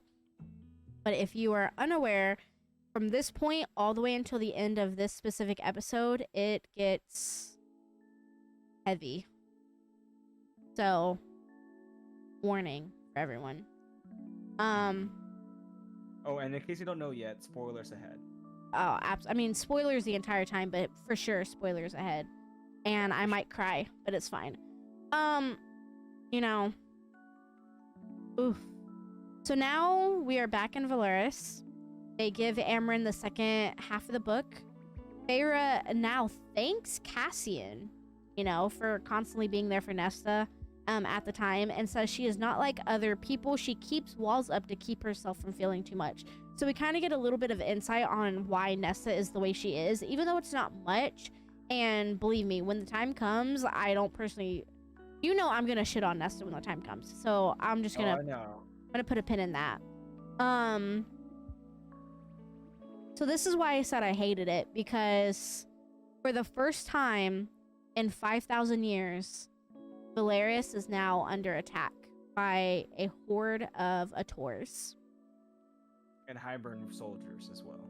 Yes. And it is obviously known that these attackers come from Hybern himself and the queens of the mortal realms. So, Human queens. yep. I hated this part Well, because actually, I lied to you. So they don't come from Hybern. Technically, they do, but they technically come from Jurian. So at this point in time, Jurian has been resurrected. They come from Jurian, but Jurian is working alongside of Hybern. So they did come from Hybern, but technically they came from Jurian. Okay. yeah. I hate this part. It's the one we're thinking about. Yeah. Queen. Yeah. I was so mad. Like, come on. Oh, dude. no, this is probably not the part you're thinking of. Not yet. Oh. Probably Oh. not. Probably not. So this is where, Valeris is under attack. Amryn kind of goes ham. She kind of unleashes some of her power. Feyre goes to the art district, and this is where we see her use Tarquin's power. She makes animals, like wolves and everything, out of water, and then she winnows once again, but winnows overhead one of the Ators, lands on him, starts stabbing him with ash arrows, plummets all the way to the ground, winnows off of him, and watches him kerplunk on the ground. Yeah. And once again, mic drop, boss bitch. Keep in mind that specific Ator was the one who was basically her bully and the one that Yes. enjoyed the torture on Clara Bedor. And mind you, this is the one, kind of like what Aqua just said, this is the Ator that has been by Feyre's side since the first book, when any type of like torture has happened. More so where some of the torture was even coming from the Ator himself. Yeah. So not only getting fully tortured and abused by Amarantha, but this specific Ator and others like him. So to finally stick it to the man, Yeah. Mm. Not to mention, also this like right before too, the queen that left behind the last half of the book was impaled on the lamppost. Yes. Just Dead. killed, and that sucks. She's also the youngest one too. She Yep. was the youngest of all the queens. Yep. And I was like, oh, I hated that part. I mean, like, come on. How did they, how do they know? I'm like really curious on how they knew, how they found out. Well, I mean, think about it. If you look at the entire map of Prithian, it's kind of like what we went over in the last episode. Whenever you finally get to that point, you just see two rocks, and then your mind kind of convinces you that you no longer remember what you're there for, and then you leave. But there are plenty of spells and everything out there that they could have put themselves under to nullify anything that they get near. So whenever they finally were like out searching, it could have like the quote unquote shield, I guess, could have been nullified long enough to get the Ators and everyone inside and to start attacking. No. What I meant is like, how did the queens found out about how she's the one who gave the book away? Like how they know the book was missing. That's just what I have no idea. I think they have eyes. They have plenty of eyes around, so there could have easily, it could have easily been Jurian that said something, because I think he was with the queens at some point, or maybe I think that's the next book, but he was with the queens at some point. So I'm pretty sure like they have eyes everywhere. They knew, even like they probably knew before she even took the other half of the book. Or maybe they didn't know when she took the other half and they found out immediately after, because this event happened almost like the next day. Yeah, like almost like quite literally like almost 24 to 48 hours later. Yeah. I think maybe you're right. They just have eyes everywhere. Yeah. But in terms of going back to what you said about cleaving through the ward, I think near the end is what I think Hybern, the king of Hybern himself, tells us what it was. Yeah. I think it was like a spell, like a one-time use sort of thing. Yeah. But continue. Sorry, I like to derail. You know me. Well, no, we are actually almost done. The rest of this episode is basically saying what happened, derailing, and a theory. But Oh, okay. at this point, we finally figure out. Amryn cracks the code and figures out what they need to do to nullify the cauldron, and that's basically Feyre has to touch it, use her power to, you know, speak the nonsense and nullify it. Whatever. Yeah, good. Okay. This is also when Rhysand finally gives Feyre the engagement ring that she got from the Weaver. Yay. Oh, yeah, Yay. that's right. Yeah, and come to find out it was her. Well, I think they already knew that it was her. That it was his mother's ring. Yes. This is also Yeah. where we find out too that all of the dresses that she's been wearing in the night court came from his mom as well. Yeah. Oh, that's so sweet. Some people. What's funny is that nowadays, I'm sure there'll be people out there be like, "That's weird. It's so weird." Yeah. I mean, I can kind of see that, but I can't at the same time. Like, I don't know. that's nice. The way I see it, it's like you give me someone that belonged to your family. You know. You're passing know, it down. Exactly, you're passing down something that means so much to them. Sure, it's just clothing, but you know, some people do hold that sort of thing to, like, you know, like, I wouldn't say like a standard, but to like high regard, I guess. Yeah. If that makes sense. Yeah. Well. I don't know if that makes sense or not. Oof. Well, now it gets to the part, you know? It gets to the part. So at this point, they now head to Hybern. Feyre mentions that she can hear the cauldron speaking to her, telling her to put both of the pieces of the book together, which, if you remember, I believe in the last episode, putting the two pieces together is kind of a no-no. It kind of just like puts out too much power, but she ends up connecting them anyway, says the words to nullify the cauldron. Jurian comes in, sup dude, and Rhysand, you know, ordered to stay outside, winnows in side by side with Feyre at this point, and takes the book from Feyre, hides it in his clothing, and when they go to winnow out, obviously there's a spell on it, so they, you know, can't use any magic to get out. They're unfortunately stuck. Oof. And at this point, Jurian fires an ash bolt covered in bloodbane right through Azriel's chest. Ugh. I hated that part too. The one with the queen, the young queen, and then this part. Yep. My boy Az. Why you gotta do my boy Az like that? Is it because he's too strong? That's why. And I'm gonna get emotional. And like you could just hear more scream. Yeah, I can like in my head, I can almost hear it, like in my own head. It's so sad. In walks the king. He says that they need to do as he says, or Azriel will in fact die. And he then takes them to his throne room, where, drumroll please, Tamlin and Lucian are waiting for him. Waiting for all of them. Harry and Lucian.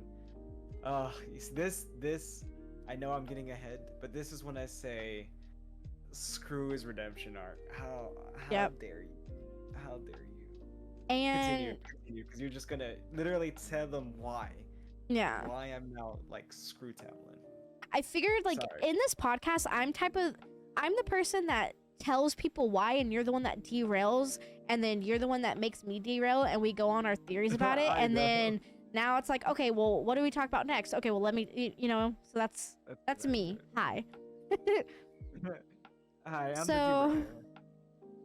it's, you know, we've already mentioned, because like, you know, the Ator in the last episode, the Ator ended up mentioning that Hybern has allies in every port. And we already knew that Tamlin was a part of it because of things that everyone was saying. But this is when Hybern looks right at Tamlin and says, and I quote, "Now that I've held my end of the bargain, I expect you to uphold yours." Disgusting. So we learn that Tamlin made a bargain with Hybern. If the king gave Tamlin Feyre, he would then allow Hybern forces to enter through the spring court and use it as a base while he removes the wall separating Prythian from the human realm. He also agreed that Feyre would work with the king, without even asking her. Basically just says, "You're gonna do it or else." And then at this point, Tamlin is holding his hand out, summoning Feyre like a pet. She tells him she isn't leaving, and the king says she will agree or else. She agrees to go with Tamlin if he agrees to let everyone go, and then manages to get rid of a hold on her powers, letting everyone know that her and Rhysand are mates, because there was a shield kind of over her and the others, and this is where whenever her powers kind of let go, the scent went out, and this is where Hybern was like, "Oh shit, you're mated?" And the look on Tamlin's face, oh my god. Feyre tells Tamlin that if he takes her away, she will destroy him and everything he holds dear. But, of course he gaslights her, saying that she's absolutely clueless and doesn't know what she's talking about. 4 of the mortal queens enter, bringing in Nesta and Elaine, both bound and gagged. Oh, okay, I'm gonna get through this part, and then... do you want me to finish the why, and then, because I'm almost done, and then we'll go from there? Yeah, let's go ahead and get the why now. Okay. For the listeners out there. Oh, you're making me do it. Okay. You got this. I believe in you. I believe in you. Don't get emotional, Elvish. Do not get emotional. Alright. So the queens agree to work with Hybern. He promised the queens immortal youth by turning them fey, by obviously using the cauldron. Ianthe told the king about Feyre's sisters, and he wanted to use them to test the process to see if it actually worked. Cassian's wings then get shredded by a blast from the king's powers. The king then shoves Elaine into the cauldron, making her high fae. Nesta goes in next, but when she comes out, Feyre can tell that she is different than Elaine, and Lucian now realizes that Elaine is his mate. I have a theory about that. Pause. Putting a pin in that. Feyre manages to break free and use her powers. She pretends that Rhysand did something to control her, but silently begs down the bond for him to play along and get her sisters out to safety. Rhysand acts as if he somehow managed to break free from his spell. Feyre begs the king to break their bond, mating and bargain. She begs Tamlin to let the others go and to take her home to the spring court. Tamlin tells Rhysand that he doesn't care if they're mates because she is his. And at this point, Hybern, quote unquote, air quotes, breaks the bond. She passes out, wakes up, her tattoo is gone. Moore and the others are able to now winnow out, and Tamlin takes Feyre back to the spring court. Now we get to the POVs, where Rhysand tells the inner circle that Feyre has gone into the house to destroy the court from within. She will know everything that the King of Hybern does. We then discover that Feyre is now High Lady of the Night Court, and that they had a Priestess of the Night before swear her in as High Lady, making them equal in every way. Rhysand says her High Lady has made a sacrifice for her court, and they will move when the time is right, aka when they go to war. Feyre plays along with Tamlin, telling him she can get her sisters back, but thinks that Lucian might be suspicious of her. And that's where the book ends. Then the dismantling begins. Yes. So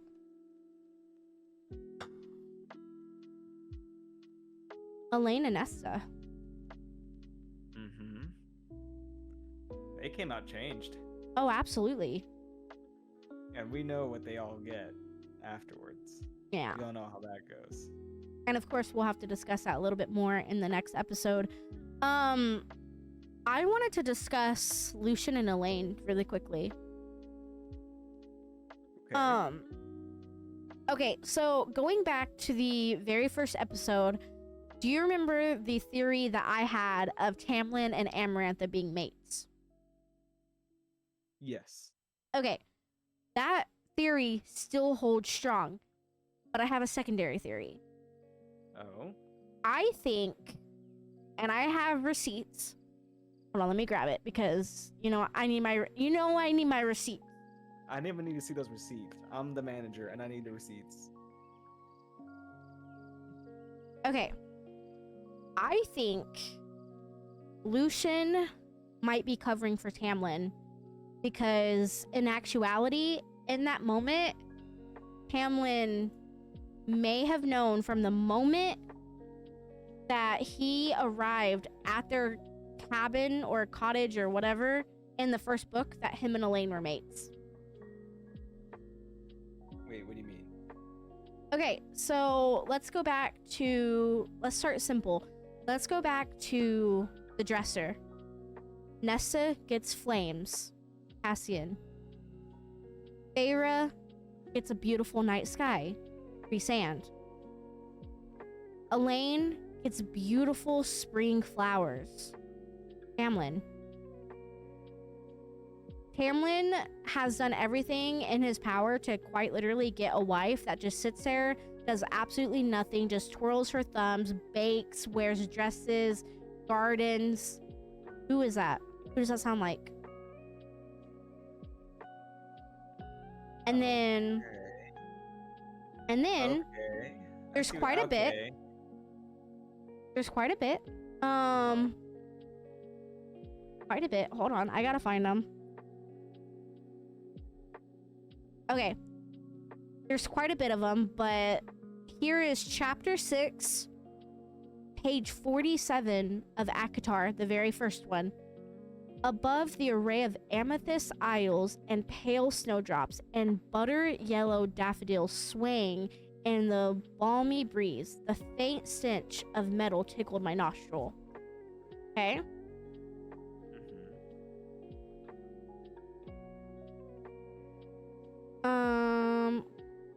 Hold on. Sorry, I gotta find them all. You're good. I have too many tabs.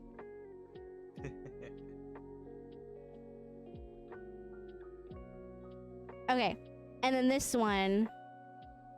Shimmering tufts of dandelion fluff drifted by, and the floor of the clearing was carpeted with swaying crocus I can never say this word, and snowdrops and bluebells. It was an hour or two past noon, and the time arrived, but the light was thick and golden.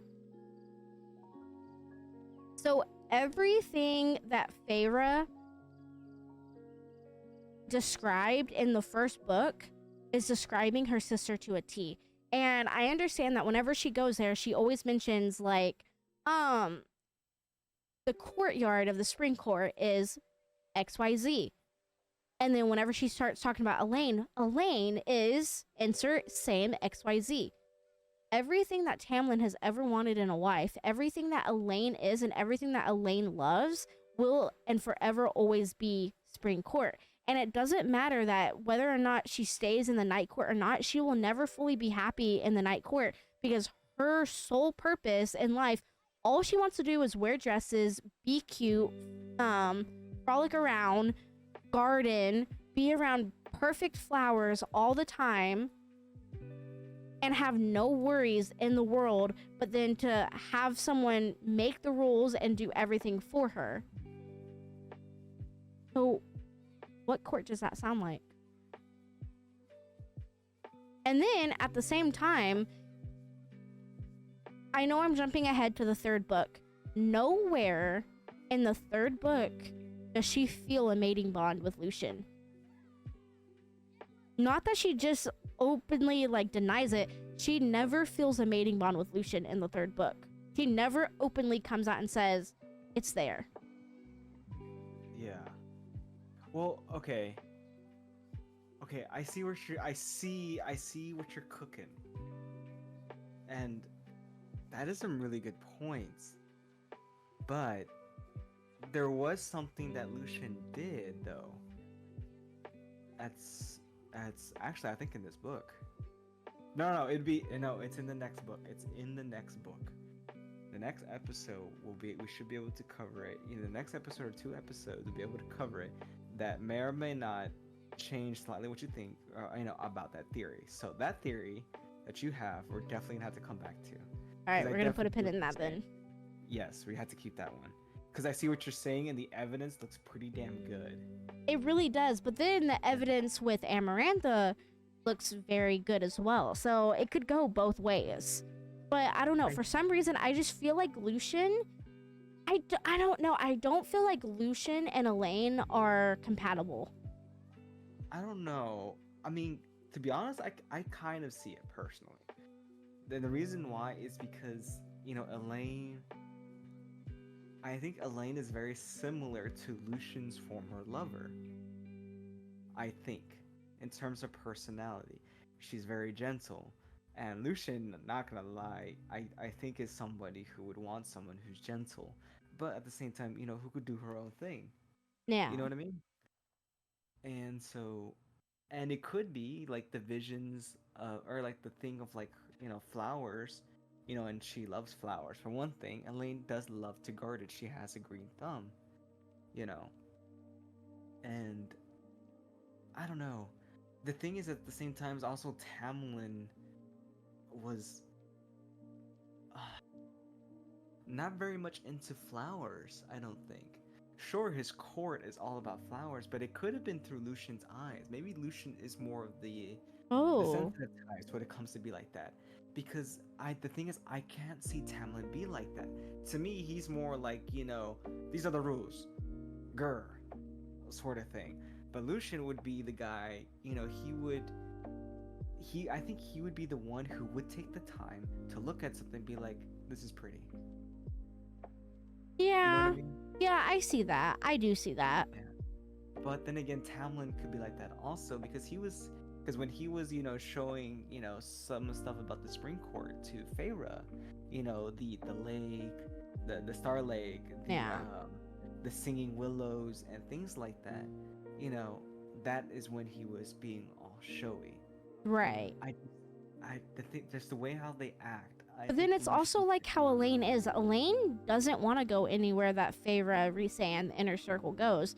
She wants to sit there. She wants to stay home. She wants to garden. She wants to bake. She wants to do everything she can to stay at home. She doesn't care about being locked up. Yeah, she just wants to be like kind of more of a simple lifestyle. But then I know we can't really talk about it too much, but keep in mind that Lucian is not of the Spring Court. Whether he lives there now and he's the emissary for Tamlin now, he is not of the Spring Court. He is of Autumn. Mm-hmm. So there has always been, I mean, if you deep dive into it, there has always been some of Rhysand always in Feyre. Just, I don't know, just the warrior in her, the darkness, all that. There's always been some Rhysand in Feyre. So if you think about it, and I know, like, I can't really get into it because I don't really know too much about it, but there's a theory floating around that Rhysand's sister was Asriel's mate.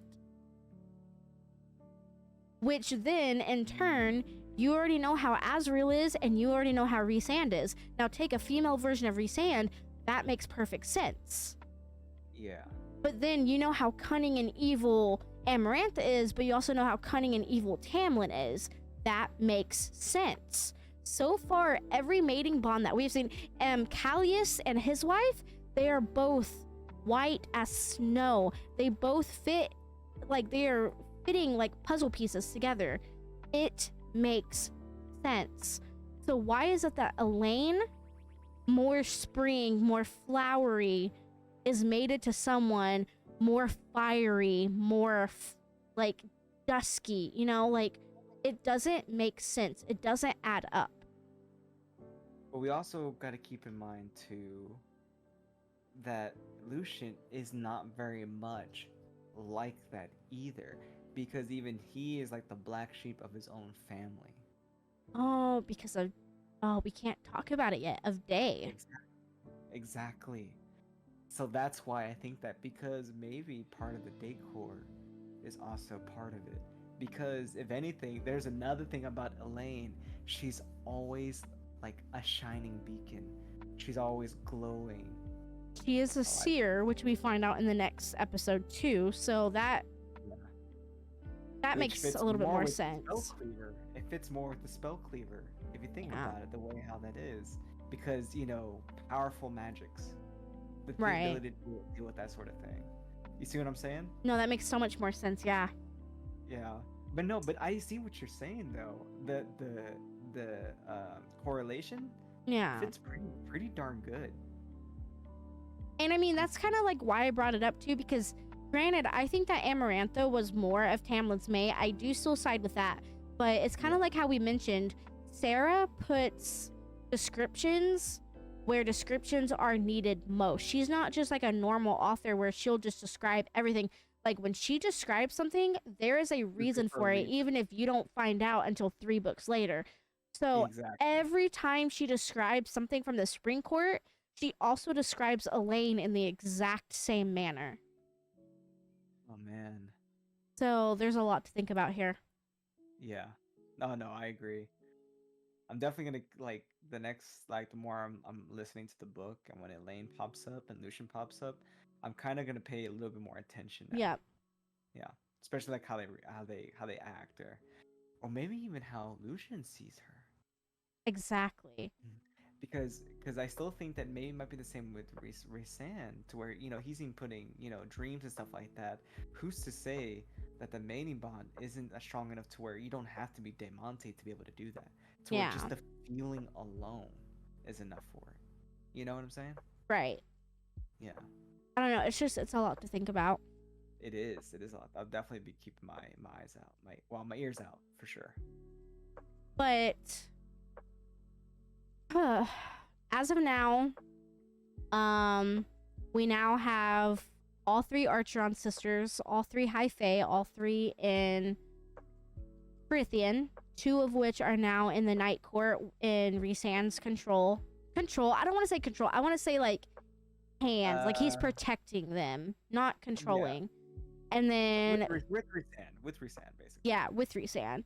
And then Feyre is back with Tamlin, but she is doing, and I mean, it goes way more into detail because right now you're kind of like, when you read this book, this whole section of the book is like a what the fuck moment. So much to the point where whenever it says that she's going back to the Night Court, I was or back to the Springs Court, excuse me, I was crying because I was like, no, no, no, no, no, no, no, no, no, no, no. He's just doing And his whole then martyr thing. yeah, but then when we find out that the High Lady of the Night Court is infiltrating the Spring Court, oh my god. Like, it is the biggest. I can't say it enough because Feyre is a boss bitch. Yeah, She is. I agree. But yeah. All right. Do you need to derail about anything? Oh, there's a lot. There is a lot. But unfortunately, we're now at the point where like I feel like there's so much to derail about, but everything now has to do with the third book. Yeah, everything just gets close to the third book. Then once we get to the third book, everything's gonna go to the fourth, and then the fourth and fifth book. The fourth book is more of just on Nesta than anything else. Fifth. Fifth. Or is it fifth? Yeah. Fifth. Oh well, I guess yeah. In chronological, yeah, technically. But you know what I meant. Once we get to the winter book, that's all about Nesta and things like Yeah. that. That's when. So do we want to call it here then? And then just pick up guns blazing, Yeah. balls to the wall, third episode. Or third book. I say balls to the walls in the third book. Because there is a lot that Mhm. happens in the third book. I think it's going to be 3 episodes just like this one was, just because there's so much. If you don't know, I mean, like the third book is what, like 900 pages long? It is Yeah. long. So I think like this is just an assumption, but like episode 1 is going to be like chapter 1 to chapter like 20 or something, and then 20 to like 50, and then like 50 to the end or something like that. So we're gonna basically do like what we did here and break it down, but there is so much. I'm not gonna lie to you. I'm pretty sure that final episode is going to be like 4 hours long. I'm just being so for real with you. Probably. I don't think there are parts to it. So, but then again, like you probably do like parts like 1 or 2 parts. Right. But then again, like some of the parts are very long. We Like, part might. 2 is like the whole, almost like the very middle part of the Well, book. exactly. So we can Like, actually do 2 parts if we need to, but part 1 is mainly going to be like the build up, like this is what's happening with the girls, and then when part 2 comes out, it is going to be probably like a 4-hour episode, and it's going to be everything, and then you're probably going to see us both cry like babies, but it's fine. yeah, we'll be fine. We'll be fine. We'll figure it out. In between, before then, you know, we can see kind of like how things work and things like that. Yeah. Another thing we could do it to where is like, do it to where like in sections of what's happening inside the book. Mm-hmm. So like first session could be like during the entire time that she's there in the spring court. Yeah. And then by the time she, returns home, that'll be the next episode. You know what I'm saying? Yeah. Well, if that's the case, then that'll be 3 episodes. Because she returns back to the night court fairly early in the book. So, I don't know. True. We'll play it by ear because there's so much that happens. Like, this 3rd book is the most information that any book... Like, this is the, like, climax book. This is where everything happens. Oh, yeah. It gets crazy. But all right. I can't wait for it. Can't wait. No, I can't wait for either. So this book specifically, Aquamath, A Court of Mist and Fury, is 90% of the fandom's favorite book. However, Aqua War, which is the next book that we're going to be doing, is my personal favorite book. It is my absolute favorite book. So if you already think I'm passionate enough in the past 4 episodes, just wait because it's gonna get crazy. Oh yeah, you guys are in for a wild ride, and I can't wait. Not to mention we get more theories and more. I can go balls yes, into stuff because it's just so much. There's so much that we can use, and this is also And I have to admit, this was probably one of my favorite books too. Wings and Ruin is my favorite, mostly because we get so much of the other courts. Yes. And I like Frost and Starlight, which still baffles me how. Oh, I love it. But because it brings so much character development. Sure, it does. It still provides a lot about the other characters too. We get some updates to them. Sure, some of you might small, but it could be important later. You never know. And then Solar Flames, of course, things get even more heated and things get built up. And sure, it's not from Feyre's perspective; it's from Nesta's. Right. But still, it's just it crescendos. Thorns and Roses hooks me in. Mist and Fury gets me even more. Wings and Ruin just exponentially gets higher. Frost and Starlight just gives so much extra meat. And Silver Flame is just like a whole other dish, if that makes sense. Yeah. And yes, references. That's because I'm actually that actually was one of the best ways to explain it. I really liked that. Thank you. I try. Oh, I dropped a highlighter. Well, I always say her name wrong, and I am so very sorry. I am so sorry. But I want to give a massive shout out and a massive thank you to one of our viewers, Alalani, I think is her name. She was very amazing, and she purchased the first book of the Haunting Adeline series, and also Butcher and Blackbird. So, expect at some point. We already have so many books that we have so many episodes. We're at least 20 episodes into this podcast, even though you guys are only seeing this as episode 4. So we'll get there eventually, but expect to see Haunting Adeline and Butcher and Blackbird somewhere in this podcast in a few months. Thank you so much, guys. That is amazing. I can't thank you guys enough for that. That's amazing. And of course, if anyone else ever wants to help, there's a wish list on Twitch, but I never really show it on YouTube. But I can always add it to YouTube. Yeah, But we can put a link down there if you want to help support us. Look at our wish list, things like that. yeah, I think that's all we can really discuss until the next book because everything just gets way too spicy. And by spicy, I mean like war. Content wise, yeah. Yeah, a lot of war. And there's a lot of porking too, but we're not here for the porking. That's for the late night on my Patreon. No, I'm kidding. Yeah, you got no Patreon. Oh God. Eventually someone's gonna see this, like, whenever we do blow up, someone's gonna see this. So whatever happened to the late night on Patreon? I was like, oh shit. They thought it was for real. Let me just make one real quick. Right? What would we do? Would we just go and read all the spicy chapters? Oh my God. Oh man, it's gonna be like Macbeth all over again. Oh. Well, yeah. So for those on Twitch, you can find this YouTube video tomorrow on YouTube. Wait, what? What? So if you would like to go and support that as well, by all means, we would appreciate that. And like I said, it's in the About Me section in the panels. You'll see one with both of our beautiful faces. Just go ahead, click on that picture, and it'll send you straight over to the YouTube channel. But yeah. And in case you haven't realized, the YouTube channel should be called Night Court Narrative. Yeah. But yeah. All right. I guess this is us signing off. I'm Aqua. I'm Elvish, as always.